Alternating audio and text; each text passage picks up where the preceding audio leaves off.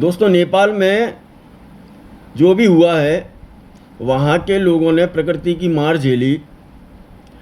पूरा मलबा आ गया, बड़ी बड़ी बिल्डिंगें चली गई, है ना।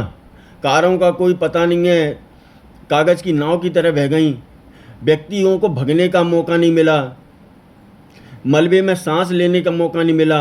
एक मैंने वीडियो देखी थी जिसमें 18-20 लोग एक ही घर में खड़े हुए हैं और देखते ही देखते सेकंडों में, 10 सेकंड भी नहीं लगे होंगे, वो घर पलट गया, मर गए वो लोग, उनकी जान चली गई।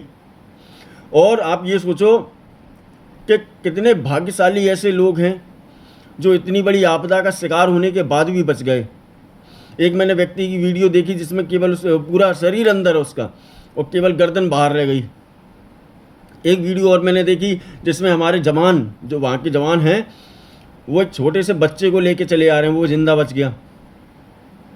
ये कितना भाग्य है लोगों का, इतनी बड़ी आपदा झेलने के बाद भी लोग बच गए। और कितने लोगों के परिवार उजड़ गए। दोस्तों, कितना दुख हो रहा है मुझे, क्या पूरे संसार में जितने लोग हैं, बड़े बड़े देश इस पर स्टडी कर रहे हैं कि आखिर ऐसा हुआ क्यों। बताया जा रहा है कि 72 घंटों का और अल्टीमेटम है। वहीं बिहार में भी कोसी बराज जो नदी है उसका बहाव बहुत तेज़ हो गया है, वहाँ भी अल्टीमेटम दे दिया मौसम डिपार्टमेंट वालों ने।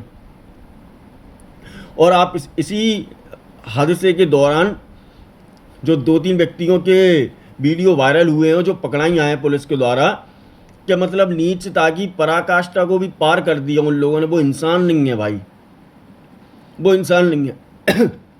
वो लोग दोस्तों, जो लेडीज थी वहाँ पे दबी हुई, उसके कान से खींच खींच के बालियाँ निकाल रहे थे सोने की।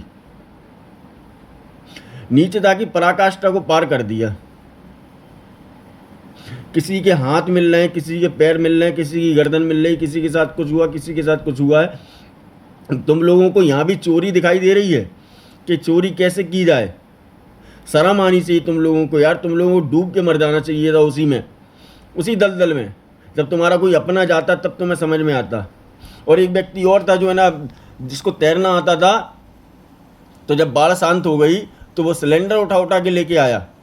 सरकार से तो बच नहीं पाएगा तू, सरकार से तो बच नहीं पाएगा।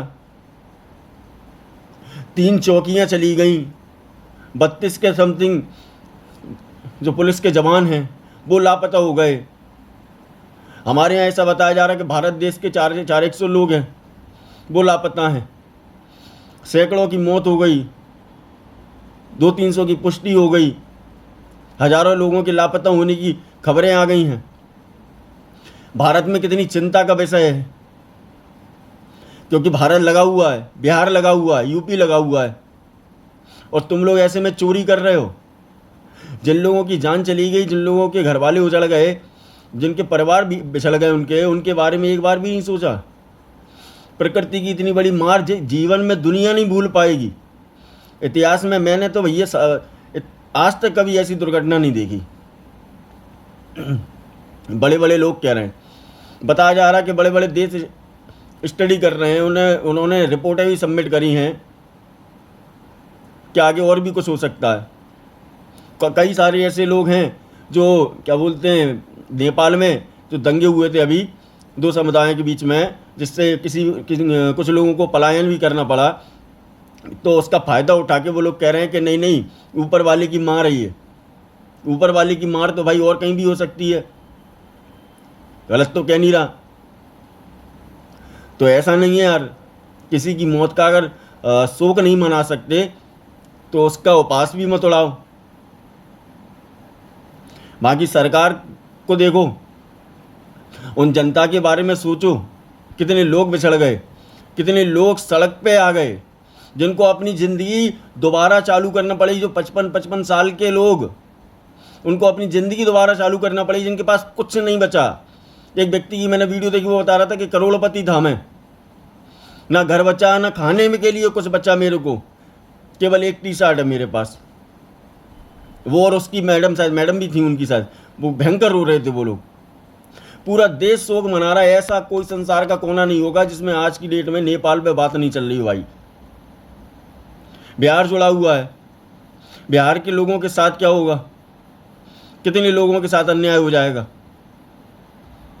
प्रकृति की मार जब आती है तो आप अगर सोच रहे हो कि इंसान क्या बोलते हैं कितने भी बड़े बड़े स्ट्रक्चर बना ले, नहीं झेल सकते यार।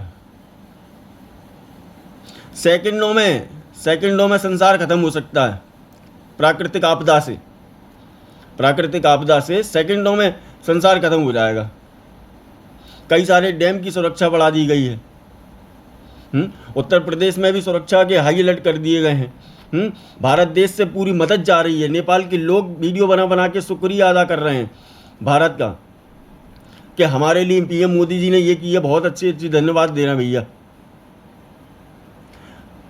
आपदा में अवसर मत ढूंढो, लोगों से यही कहूँगा जो क्रिटिसाइज कर रहे हैं, जो वहाँ की जनता का मजाक उड़ा रहे हैं।